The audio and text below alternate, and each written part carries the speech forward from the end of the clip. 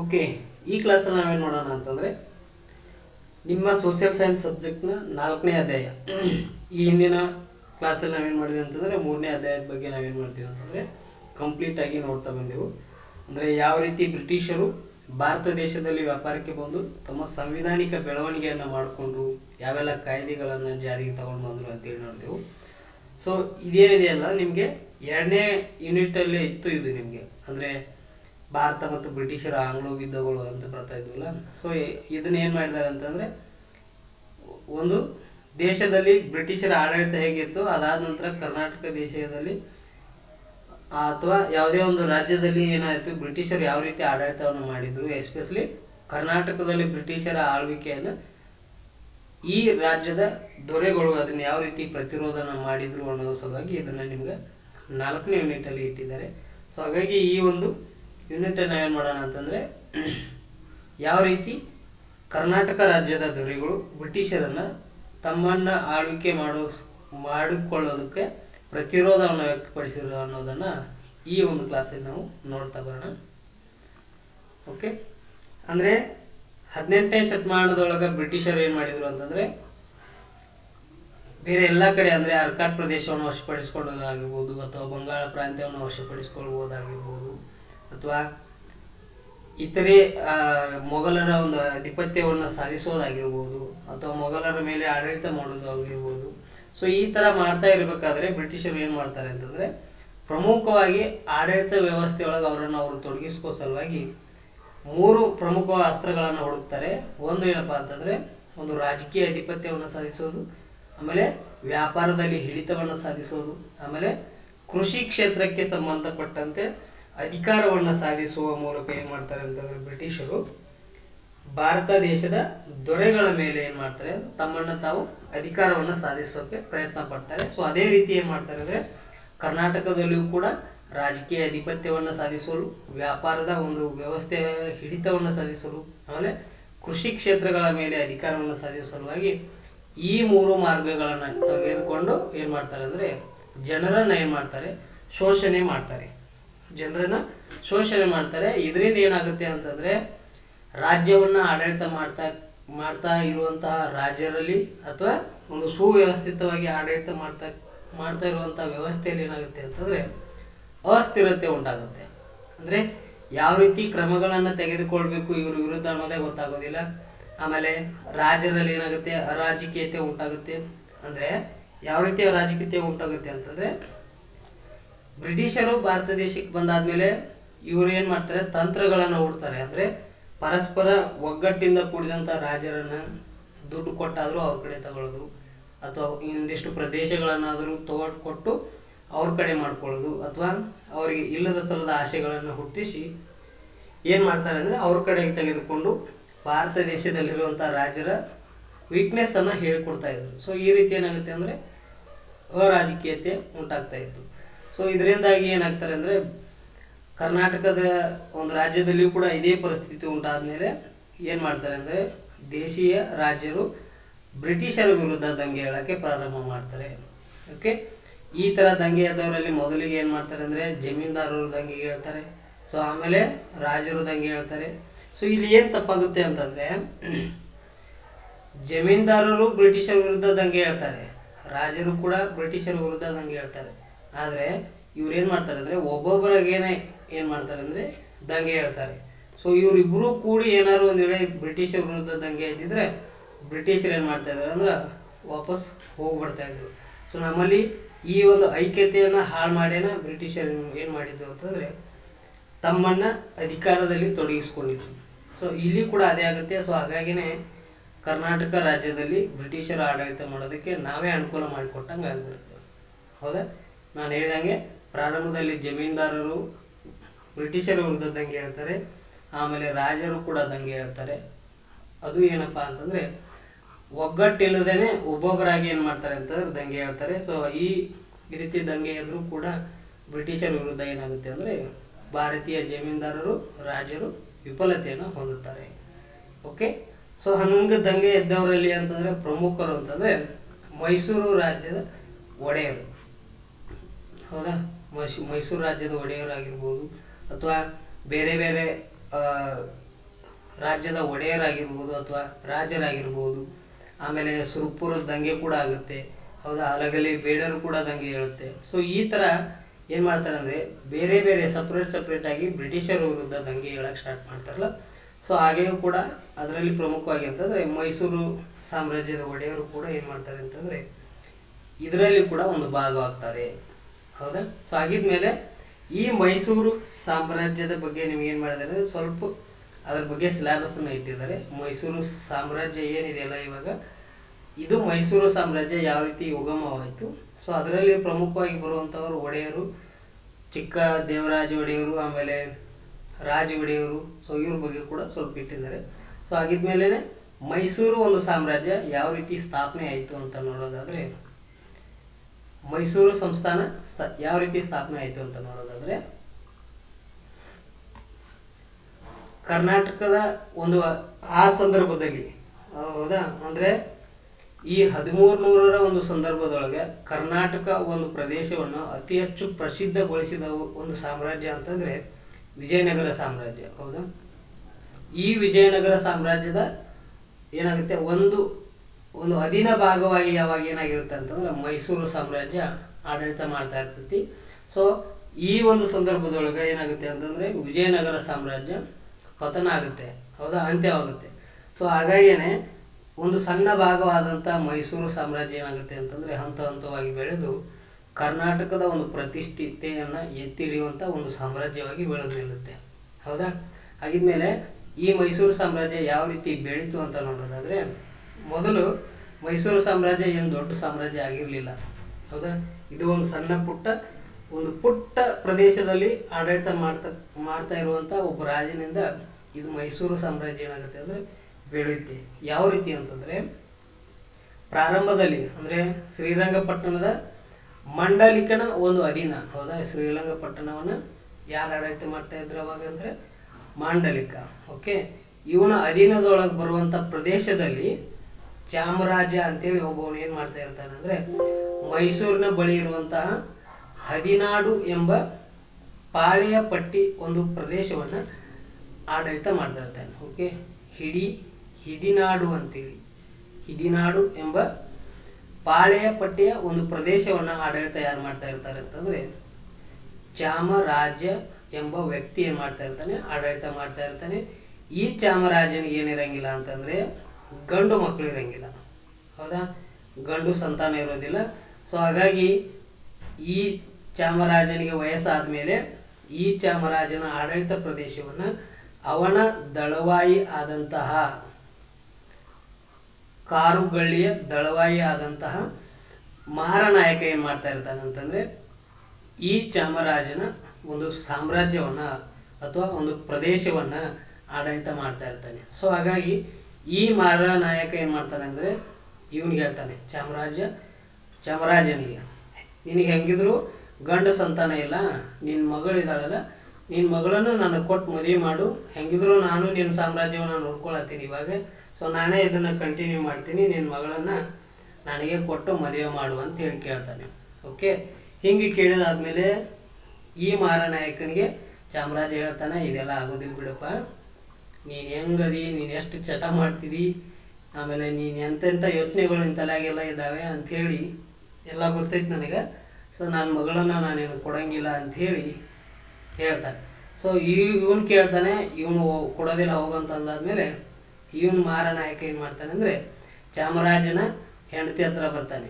ನೋಡ್ಬೇ, ಹೆಂಗಿದ್ರು ನಿಮಗೂ ಕೂಡ ವಯಸ್ಸಾಗೈತಿ, ನಾನು ನಿಮ್ಮನ್ನು ಚೆಂದಾಗಿ ಸಾಕ್ತೀನಿ, ನಿಮ್ಮ ಸಾಮ್ರಾಜ್ಯನ ಚಲೋ ನೋಡ್ಕೋತೀನಿ, ನಿನ್ನ ಮಗಳೇನದಾಳಲ್ಲ ನನಗೆ ಕೊಟ್ಟು ಮದುವೆ ಮಾಡು, ಯಾಕೆ ಹಂಗೆ ಆಟ ಮಾಡ್ಕೊತೀವಿ, ನಾನು ಚೆಂದ ನೋಡ್ಕೊತೀನಿ, ಅತ್ತಿ ಮಾವ ಅಕ್ಕಿರ್ ನೀವು ಅಂತ ಹೇಳಿ ಕೇಳ್ತಾನೆ ಮಹಾರಾನಾಯಕ.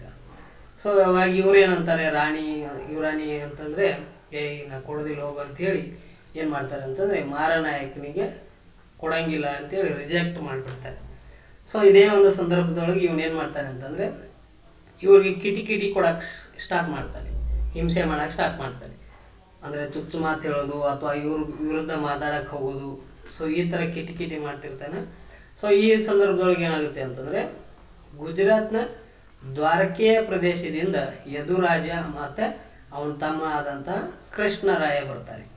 ಹೌದಾ, ಇವರಿಬ್ಬರು ಬಂದಾದ್ಮೇಲೆ ಎಲ್ಲಿ ಬರ್ತಾರೆ ಅಂದರೆ ಈ ಚಾಮರಾಜನ ಒಂದು ಆಸ್ಥಾನಕ್ಕೆ ಬರ್ತಾರೆ. ಆಸ್ಥಾನಕ್ಕೆ ಬಂದಾದ್ಮೇಲೆ ಹೇಳ್ತಾರೆ, ಯಾಕೆ ಸಪ್ ಮೋತಿ ಮಾಡಿ ಕೂತೀವಿ ಅಂಥೇಳಿ ಕೇಳ್ತಾರೆ ಇವರು. ಅವಾಗ ಈ ಮಹಾರಾಣಿ ಹೇಳ್ತಾರೆ, ಇಲ್ಲಪ್ಪ ನಮಗೆ ಗಂಡು ಮಕ್ಕಳಿಲ್ಲ, ನನ್ನ ಮಗಳನ್ನ ಕೊಡು ಅಂತೇಳಿ ಇವನ್ನ ಕಾಡ್ಸಕತ್ತೇನ, ನಮ್ಗೆ ಇದ ಚಿಂತೆ ಆಗಿಬಿಟ್ಟೈತಿ, ಏನು ಮಾಡ್ಬೇಕು ಗೊತ್ತಾಗತ್ತಿಲ್ಲ ಅಂತ ಹೇಳ್ತಾರೆ. ಸೊ ಹಿಂಗೆ ಹೇಳಿದಾದ್ಮೇಲೆ ಯದುರಾಜ ಅಂತ ಚಿಂತೆ ಮಾಡ್ತಾರೆ. ಯಾಕೆ ಚಿಂತೆ ಮಾಡ್ತೀವಿ, ನಾನು ಅದೇನು ತಗೋ, ನಾನು ನಿಮ್ಗೆ ಹೆಲ್ಪ್ ಮಾಡ್ತೀನಿ ಅಂತ ಹೇಳಿ ಏನು ಮಾಡ್ತಾನೆ ಅಂತಂದರೆ, ಈ ಯದುರಾಜ ಏನು ಮಾಡ್ತಾನೆ ಅಂತಂದರೆ ಈ ಮಾರನಾಯಕನನ್ನು ಕೊಂದು ಬಿಡ್ತಾನೆ. ಏನು ಮಾಡ್ತಾನೆ, ಕೊಂದು ಬಿಡ್ತಾನೆ. ಸೊ ಇದರಿಂದ ಏನಾಗುತ್ತೆ ಅಂತಂದರೆ ಯುವರಾಣಿಗೆ ಖುಷಿ ಆಗಿಬಿಡ್ತಾಳೆ. ಹೌದಾ, ರಾಣಿ ಖುಷಿ ಆಗಿಬಿಟ್ಟು, ಎಂಥ ಚಲೋ ಬುದ್ಧಿ ಐತಪ್ಪ ನಿಂದು, ಕಷ್ಟದಾಗೆಲ್ಲ ನಮ್ಗೆ ಸಹಾಯ ಮಾಡಿದಿ ಅಂಥೇಳಿ ಖುಷಿಯಾಗಿ ನನ್ನ ಮಗಳನ್ನು ನಿನಗೆ ಕೊಟ್ಟು ಮದುವೆ ಮಾಡಿಬಿಡ್ತೀನಿ ಅಂಥೇಳಿ ಏನು ಮಾಡ್ತಾರೆ ಅಂತಂದ್ರೆ ರಾಣಿ ತನ್ನ ಮಗಳನ್ನು ಯದುರಾಯನಿಗೆ ಕೊಟ್ಟು ಮದುವೆ ಮಾಡಿಬಿಡ್ತಾಳೆ. ಈ ಮದುವೆ ಮಾಡಿಕೊಟ್ರೆ ತಮ್ಮ ಸಾಮ್ರಾಜ್ಯವನ್ನು ಕೂಡ ಈ ಯದುರಾಯನಿಗೆ ಕೊಟ್ಟು ಏನು ಮಾಡ್ತಾರೆ ಅಂತಂದರೆ ತನ್ನ ಸಾಮ್ರಾಜ್ಯವನ್ನು ಪೂರ್ತಿಯಾಗಿ ಕೊಟ್ಬಿಡ್ತಾರೆ. ಸೊ ಇದರಿಂದ ಏನಾಗುತ್ತೆ ಅಂತಂದರೆ ಒಡೆಯರ ಒಂದು ವಂಶ ಏನಾಗುತ್ತೆ ಅಂತಂದರೆ ಸ್ಥಾಪನೆ ಆಗುತ್ತೆ. ಹೌದಾ, ಈ ಚಾಮರಾಜ ಒಡೆಯ ತನ್ನ ಸಾಮ್ರಾಜ್ಯವನ್ನು ಎಲ್ಲರೂ ಕೊಟ್ಟು ಯಾರಿಗೆ ಕೊಡ್ತಾನೆ ಅಂತಂದರೆ ಯದುರಾಯನಿಗೆ ಕೊಡ್ತಾನೆ. ಯದುರಾಯನಿಗೆ ಕೊಟ್ಟಾದ್ಮೇಲೆ ಏನಾಗುತ್ತೆ ಅಂತಂದರೆ ಒಡೆಯರ ಒಂದು ವಂಶ ಸ್ಥಾಪನೆ ಆಗುತ್ತೆ. ಪ್ರಸ್ತುತದಲ್ಲಿ ಮೈಸೂರು ರಾಜ್ಯ ಒಡೆಯರು ಏನಿದಾರಲ್ಲ, ಈ ಥರ ಒಡೆಯರ ವಂಶ ಸ್ಥಾಪನೆ ಆಗುತ್ತೆ. ಸೊ ಆಗಿದ್ಮೇಲೆ ಮೈಸೂರು ಸಾಮ್ರಾಜ್ಯದ ಮೈಸೂರು ಸಂಸ್ಥಾನವನ್ನು ಯಾರು ಸ್ಥಾಪನೆ ಮಾಡಿದರು ಅಂತೇಳಿ ಅನ್ನೋದಾದರೆ ಯದುರಾಯ ಮತ್ತು ಕೃಷ್ಣರಾಯ ಅಂಥೇಳಿ ಇವರಿಬ್ಬರನ್ನ ಮೈಸೂರು ಸಂಸ್ಥಾನದ ಸ್ಥಾಪಕರು ಅಂಥೇಳಿ ಕರೀತಾರೆ. ಹೌದಾ, ಎಷ್ಟು ಈಸಿಯಾಗಿ ಮೈಸೂರು ಸಾಮ್ರಾಜ್ಯ ಸ್ಥಾಪನೆ ಆಯ್ತಲ್ಲ, ಏನು ಗೊಂದಲ ಇಲ್ಲ, ಏನು ತ್ರಾಸಿಲ್ಲ, ಮೈಸೂರು ಸಾಮ್ರಾಜ್ಯ ಸ್ಥಾಪನೆ ಆಗಿಬಿಡುತ್ತೆ. ಆದರೆ ಪ್ರಾರಂಭದಲ್ಲಿ ಈ ಥರ ಸುಲಭವಾಗಿ ಸ್ಥಾಪನೆ ಆದಂಥ ಈ ಸಂಸ್ಥಾನ ಮುಂದೆ ಹೋದಂತೆ ಅತಿ ಹೆಚ್ಚು ಹೆಸರನ್ನು ಮಾಡುತ್ತೆ. ಅತಿ ಹೆಚ್ಚು ದೇಶದಲ್ಲಿ ಪ್ರಸಿದ್ಧಿ ಆದಂಥ ಒಳ್ಳೊಳ್ಳೆ ಕೆಲಸವನ್ನು ಕೂಡ ಈ ಒಂದು ಸಾಮ್ರಾಜ್ಯದಿಂದ ಆಗುತ್ತೆ. ಹೌದಾ, ಅಂದರೆ ಯದುರಾಯನಿಂದ ಪ್ರಾರಂಭ ಆಗಿ ಜಯಚಾಮರಾಜ ಒಡೆಯರವರೆಗೂ 25 ಅರಸರು ಏನು ಮಾಡ್ತಾರೆ ಅಂತಂದರೆ ಈ ಮೈಸೂರು ಸಂಸ್ಥಾನವನ್ನು ಆಡಳಿತ ಮಾಡ್ತಾರೆ.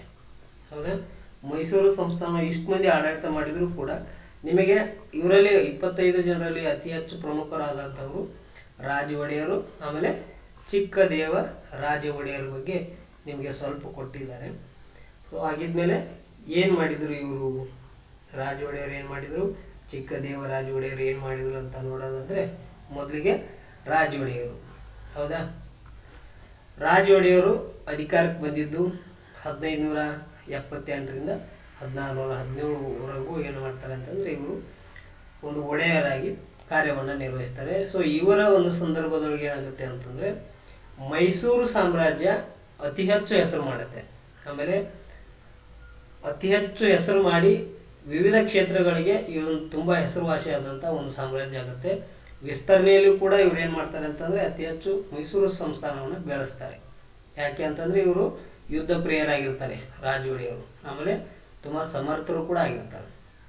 ಓಕೆ, ಸೊ ಆಗಿದ್ಮೇಲೆ ಇವ್ರು ಏನೆಲ್ಲ ಮಾಡಿದರು ಅಂತ ಅನ್ನೋದಾದರೆ ಒಂದು ಸಣ್ಣ ಪಾಳೆಯ ಪಟ್ಟಾಗಿದ್ದಂತಹ ಮೈಸೂರು ಸಾಮ್ರಾಜ್ಯವನ್ನು ದೊಡ್ಡ ಒಂದು ರಾಜ್ಯವನ್ನಾಗಿ ಇವರ ಕಾಲಾವಧಿಯೊಳಗೆ ಮಾಡ್ತಾರೆ. ಹೌದಾ, ಯಾಂಗೆ ಅಂತಂದರೆ ವಿಜಯನಗರ ಸಾಮ್ರಾಜ್ಯದಿಂದ ಏನು ಮಾಡ್ತಾರೆ ಅಂತಂದರೆ ವಿಜಯನಗರ ಇಷ್ಟು ವರ್ಷವರೆಗೂ ವಿಜಯನಗರ ಸಾಮ್ರಾಜ್ಯದ ಒಂದು ಅಧೀನದಲ್ಲಿ ಒಂದು ಮೈಸೂರು ಸಂಸ್ಥಾನ ಇದೆ ಅಂತೇಳಿ ಎಲ್ಲರೂ ಕೂಡ ಹೇಳ್ತಾ ಇದ್ರು. ಸೊ ಇದನ್ನು ಏನು ಮಾಡ್ತಾರೆ ಅಂತಂದರೆ ವಿಜಯನಗರ ಸಾಮ್ರಾಜ್ಯದಿಂದ ಮೈಸೂರು ಸಂಸ್ಥಾನ ಒಂದು ಸ್ವತಂತ್ರ ಆದಂಥ ಸಂಸ್ಥಾನ ಅಂತೇಳಿ ವಿಜಯನಗರ ಸಾಮ್ರಾಜ್ಯದಿಂದ ಮೈಸೂರು ಸಂಸ್ಥಾನವನ್ನು ರಾಜ ಒಡೆಯವರು ಏನು ಮಾಡ್ತಾರೆ ಅಂತಂದರೆ ಬೇರ್ಪಡಿಸ್ತಾರೆ. ಹೌದಾ, ಆಮೇಲೆ ಇದೇ ಥರ ಅಂತಂದರೆ ವಿಜಯನಗರ ಸಾಮ್ರಾಜ್ಯದ ರಾಜ್ಯ ಪ್ರತಿನಿಧಿ ಆದಂತಹ ತಿರುಮಲನಿಂದ ಏನು ಮಾಡ್ತಾರೆ ಅಂತಂದರೆ ಶ್ರೀರಂಗಪಟ್ಟಣವನ್ನು ವಶಪಡಿಸ್ಕೊತಾರೆ. ಈ ತಿರುಮಲನಿಗೆ ಏನು ಮಾಡ್ತಾರೆ ಅಂದರೆ ಯುದ್ಧ ಮಾಡಿ ಇವನನ್ನು ಯುದ್ಧದಲ್ಲಿ ಸೋಲಿಸಿ ಶ್ರೀರಂಗಪಟ್ಟಣವನ್ನು ವಶಪಡಿಸ್ಕೊತಾರೆ. ಈ ಥರ ವಶಪಡಿಸಿಕೊಂಡಂಥ ಶ್ರೀರಂಗಪಟ್ಟಣವನ್ನು ಮೈಸೂರು ಸಾಮ್ರಾಜ್ಯದ ರಾಜಧಾನಿಯನ್ನಾಗಿ ರಾಜ ಒಡೆಯರವರು ಮಾಡ್ತಾರೆ. ಇದು ನಿಮಗೆ ಕ್ವಶನ್ ಇದೆ ಫಿಲ್ ಇನ್ ದ ಬ್ಲ್ಯಾಂಕ್ಸಲ್ಲಿ. ಹೌದಾ, ರಾಜ ಒಡೆಯರು ಡ್ಯಾಶ್ ಅನ್ನು ರಾಜಧಾನಿಯನ್ನಾಗಿ ಮಾಡಿದರು ಅಂತೀವಿ. ಹೌದಾ, ಶ್ರೀರಂಗಪಟ್ಟಣವನ್ನು ಏನು ಮಾಡ್ತಾರೆ ಅಂತಂದರೆ ರಾಜಧಾನಿಯನ್ನಾಗಿ ಮಾಡ್ತಾರೆ. ಹೌದಾ, ಈ ಥರ ವಶಪಡಿಸಿಕೊಂಡಂಥ ತಿರುಮಲ ಇವನೇನು ಸೋತಾನಲ್ಲ, ಇವನ್ ಹೆಂಡತಿ ಯಾರಾಗಿದ್ರು ಅಂತಂದರೆ ಅಲುಮೇಲಮ್ಮ. ಅಲುಮೇಲು ಏನು ಮಾಡ್ತಾಳೆ ಅಂತಂದರೆ ರಾಜ ಒಡೆಯರಿಗೆ ಶಾಪ ಹಾಕ್ಬಿಡ್ತಾವೆ. ಈಗ ನಿಮಗೆಲ್ಲ ಗೊತ್ತಲ್ಲ ಹೆಂಗೆ ಯಾವ ರೀತಿ ಶಾಪ ಆಗ್ತಾರೆ ಅಂತೇಳಿ. ಮಣ್ಣಿಗೆ ನುಗ್ಗೋದು, ತಲೆ ಕೂದಲಲ್ಲಿ ಹಿಂಗೆಲ್ಲ ಮಾಡ್ಕೊಂಡು ಈ ಥರ ಏನು ಮಾಡ್ತಾರೆ ಅಂತಂದರೆ ರಾಜ ಒಡೆಯರಿಗೆ ತಿರುಮಲನ ಹೆಂಡತಿ ಆದಂಥ ಅಲುಮೇಲಮ್ಮ ಏನು ಮಾಡ್ತಾಳೆ ಅಂದರೆ ಶಾಪ ಹಾಕ್ಬಿಡ್ತಾಳೆ. ಹೌದಾ, ಆಮೇಲೆ ಇದೇನಂತದ್ದು ಏನು ಇಂಪಾರ್ಟೆಂಟ್ ಅಲ್ಲ, ನಿಮ್ಗೆ ಹಂಗೆ ಹೇಳಿದೆ ನಾನು.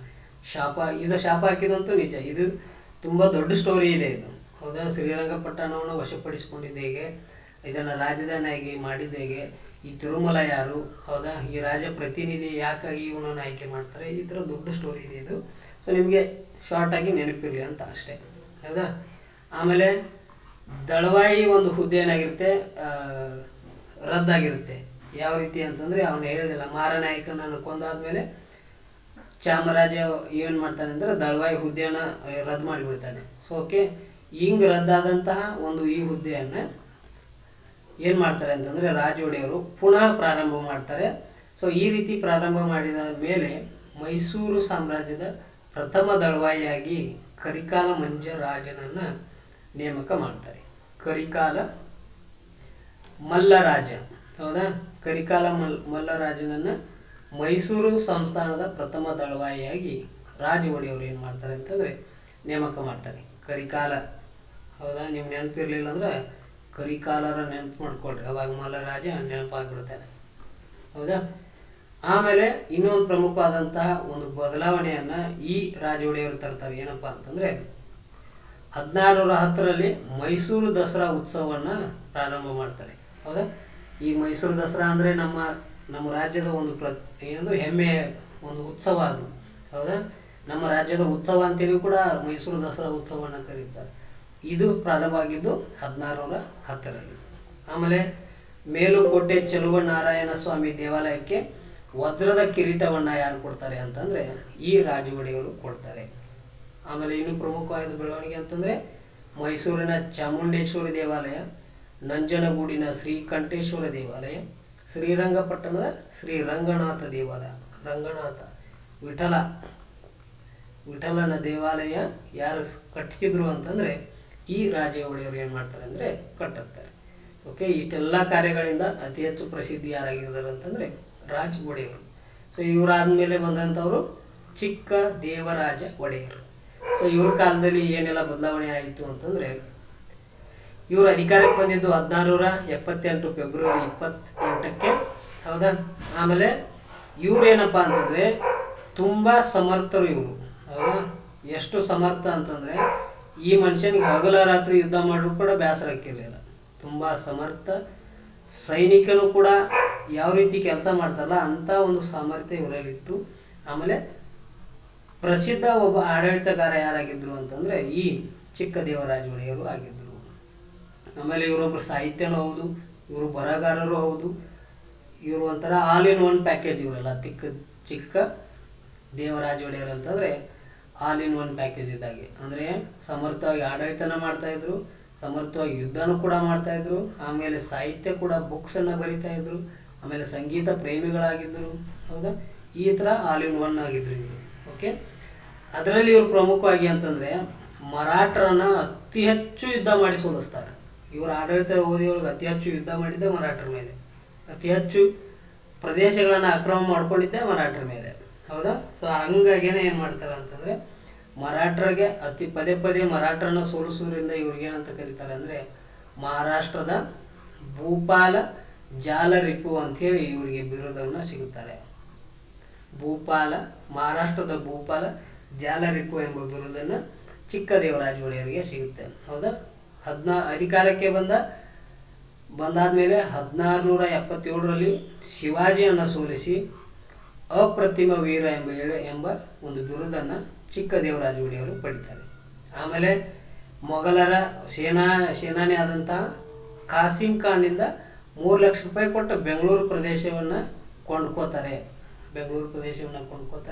ಆಮೇಲೆ ಮೈಸೂರಿನಲ್ಲಿ ಪ್ರಥಮವಾಗಿ ಏನು ಮಾಡ್ತಾರೆ ಅಂದರೆ ಅಂಚೆ ಮತ್ತು ಪೊಲೀಸ್ ಪದ್ಧತಿಯನ್ನು ಜಾರಿಗೆ ತರ್ತಾರೆ. ಓಕೆ, ಇದು PSI KS ಇವು ಇಂಥ ಕಾಂಪಿಟೇಟಿವ್ ಎಕ್ಸಾಮಲ್ಲಿ ಕ್ವಶನ್ ಆಗಿದೆ. ಮೈಸೂರು ಸಾಮ್ರಾಜ್ಯದಲ್ಲಿ ಅಂಚೆ ಮತ್ತು ಪೊಲೀಸ್ ಪದ್ಧತಿಯನ್ನು ಜಾರಿಗೆ ತಂದವರು ಯಾರು ಅಂದರೆ ಚಿಕ್ಕದೇವರಾಜ ಒಡೆಯರು. ಆಮೇಲೆ ಆಡಳಿತದ ಅನುಕೂಲಕ್ಕಾಗಿ 18 ಇಲಾಖೆಗಳು ಅಂತೇಳಿ ಒಂದು ಇಲಾಖೆಯನ್ನು ಸ್ಥಾಪನೆ ಮಾಡ್ತಾರೆ. ಅದನ್ನೇ ಅಟಾರ ಕಚೇರಿ ಅಂತೇಳಿ ಕರೀತಾರೆ. ಇವಾಗ ಪ್ರಸ್ತುತ ಬೆಂಗಳೂರಿನಲ್ಲಿ ಹೈಕೋರ್ಟ್ ಸ್ಥಳ ಇದೆಯಲ್ಲ, ಈ ಸ್ಥಳವನ್ನು ಮೊದಲು ಏನಂತ ಕರಿತಾ ಇದ್ರು ಅಂದರೆ ಅಟಾರ ಕಚೇರಿ ಅಂತೇಳಿ ಕರಿತಾ ಇದ್ರು. ಆಮೇಲೆ ತಮ್ಮ ಸಾಮ್ರಾಜ್ಯದ ಖಜಾನೆ ಒಳಗೆ 9 ಕೋಟಿ ರೂಪಾಯಿ ಉಳಿಯುವಂಥ ಒಂದು ಆರ್ಥಿಕ ವ್ಯವಸ್ಥೆಯನ್ನು ಜಾರಿಗೆ ತಗೊಂಡು ಬಂದು ತಮ್ಮ ಖಜಾನೆಯಲ್ಲಿ 9 ಕೋಟಿ ರೂಪಾಯಿ ಯಾವಾಗಲೂ ಇರುವಂತೆ ಮಾಡೋದ್ರಿಂದ ಇವ್ರಿಗೆ ಏನಂತ ಕರೀತಾರೆ ಅಂದರೆ ನವಕೋಟಿ ನಾರಾಯಣ ಅಂತೇಳಿ ಬಿರುದನ್ನು ಪಡಿತಾರೆ. ಆಮೇಲೆ ಕೃಷಿ ಅನುಕೂಲಕ್ಕಾಗಿ ಚಿಕ್ಕ ದೇವರಾಜನಾಲೆ, ದೊಡ್ಡ ದೇವರಾಜನಾಲೆ ಅಂತೇಳಿ ರೂಪಣೆ ಮಾಡಿ ಕೃಷಿ ಕ್ಷೇತ್ರವನ್ನು ಇವರು ಬೆಳೆಸ್ತಾರೆ. ಸೊ ಇವರಾದ್ಮೇಲೆ ಮೈಸೂರು ಸಾಮ್ರಾಜ್ಯಕ್ಕೆ ಹೈದರಾಲಿ ಆಮೇಲೆ ಟಿಪ್ಪು ಸುಲ್ತಾನ್ ಬರ್ತಾರೆ. ಅದನ್ನು ನಾವೇನು ಮಾಡೋಣ ಅಂತಂದರೆ ಮುಂದಿನ ಕ್ಲಾಸಲ್ಲಿ ನೋಡ್ತಾ ಬರೋಣ. ಇವರು ಬಂದಾದ್ಮೇಲೆ ಬ್ರಿಟಿಷ್ ಆಂಗ್ಲೋ ಯುದ್ಧಗಳು ಆಗ್ತವೆ, ಅದು ಹೆಂಗೆ ಅನ್ನೋದನ್ನು ಮುಂದಿನ ಕ್ಲಾಸಲ್ಲಿ ನೋಡ್ತಾ